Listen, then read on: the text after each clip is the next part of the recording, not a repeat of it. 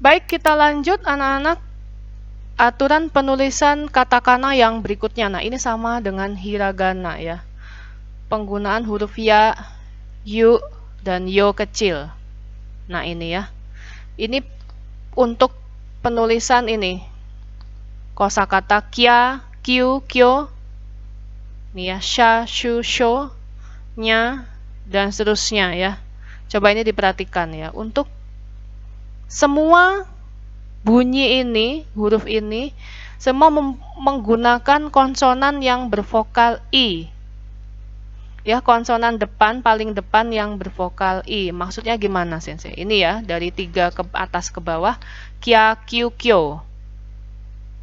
Itu konsonan depan, paling depan apa? K, Sensei. Iya, K. Nah, cari huruf K yang bervokal I. Berarti apa bunyinya? Ki. Nah, ini berarti ini yang depan besar ini bunyinya ki semua ya. Ini juga S berarti she. Ini N berarti ni. H berarti he ini ya semuanya. Ini mi, ri, ini J. J itu dari C dikasih teng-teng. Coba dibuka catatannya yang hiragana kemarin ya. Kemudian G itu dari ki dikasih teng-teng. Ini B berarti B ya. B itu dari he dikasih teng-teng, dan P itu dari H juga ya, hi dikasih maru, bulatan ini ya, P. Sampai sini jelas? Oke, lanjut. Berikutnya ditambahkan huruf ya. Sekali lagi ukurannya kecil, setengahnya. Karena kalau besar itu bacanya sudah beda. Kalau besar sama besarnya jadi bacanya ki ya. Tapi kalau kecil, ya-nya jadinya kya.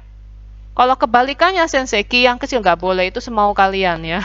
Aturannya itu untuk mewakili bunyi ini ya, kya.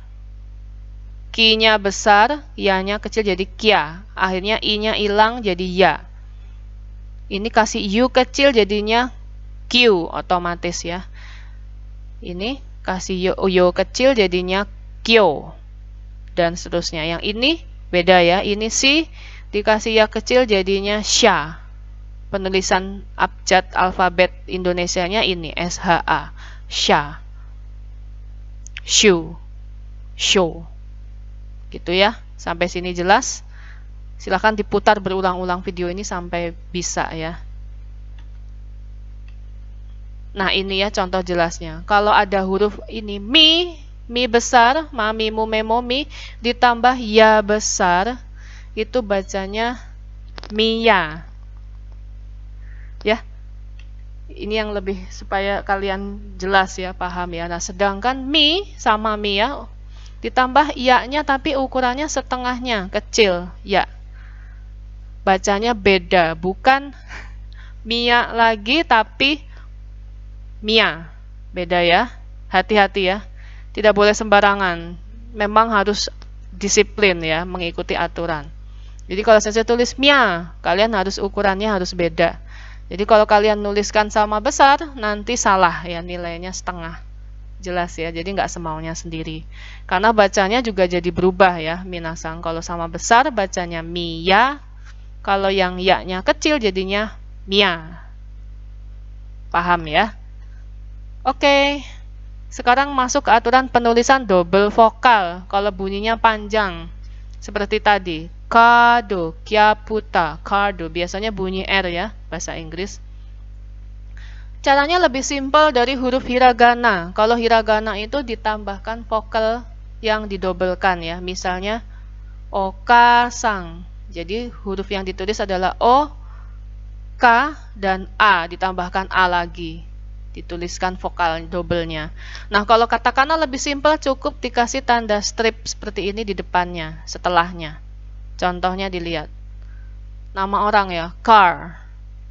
Jadinya karu. Nah, K panjang itu tinggal menuliskan huruf KAK ditambah strip, otomatis bunyinya panjang A-nya. K. Ini R ya, ru. Jadinya karu. Nah, ini lagi, computer. Computer. Jadinya kon. Ko, N, kon. Karena M itu Bunyi konsonan mati sudah saya jelaskan di awal ya. Itu bisa mewakili bunyi M mati, N atau eng. Seperti kalimat, maaf, kosakata selamat siang dalam bahasa Jepang, konnichiwa.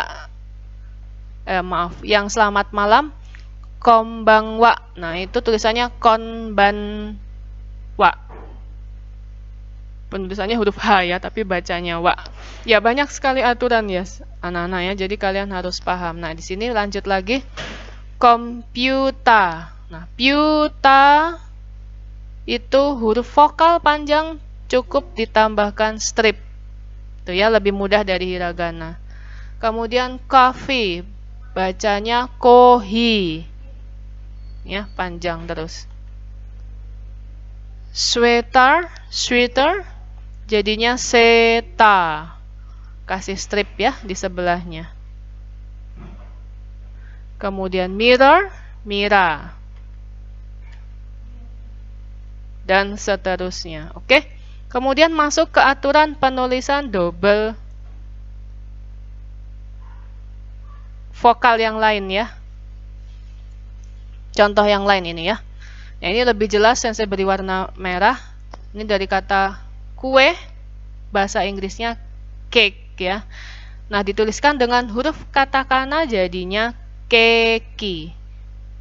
Keki itu vokal double E-nya cukup ditambahkan tanda strip setelah huruf K gitu ya, keki. Kemudian mark jadinya maku. Maku, sekali lagi tidak ada konsonan mati, ditambahkan U jadinya maku. Hai, berikutnya sport. Jadinya sports. Po-nya panjang dikasih strip saja, kasih sports. Volleyball mungkin kita bisa mengeja dengan baik ya untuk pengejaan bahasa Inggris, sedangkan orang Jepang itu cukup sulit ya. Volleyball jadinya bareboru, vare, volley. Ya, dari kata volley jadinya vare. Vare, boru. Ball itu boru. Gitu ya, jadinya vare, boru. Cukup susah memang. Kemudian sweater, seta. Seta.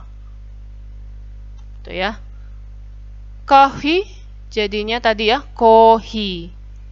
Cafe. Nah, coffee bunyinya yang didengarkan orang Jepang jadinya kohi. Gitu ya, kohi. Coca-Cola, nah ini ada istilahnya sendiri. Kalau orang Jepang disingkat jadi kora. Kora. Jelas ya? Nah, ini ya. Ada contoh-contohnya. Nah, sekarang penulisan double konsonan. Aturannya sama dengan hiragana. Gimana anak-anak? Masih ingat ya? Ditambahkan huruf su. Su itu TSU ya. Su kecil di sebelumnya ya, di sebelum konsonan double-nya ya. Ini contohnya toraku double K. Itu su kecil itu ukurannya setengahnya, tidak boleh besar. Sekali lagi kalau besar bunyinya beda. Jadinya toratsuku. Jadi ini bunyi apa adanya, tsu. Tapi kalau ukurannya kecil jadi mendobelkan konsonan setelahnya.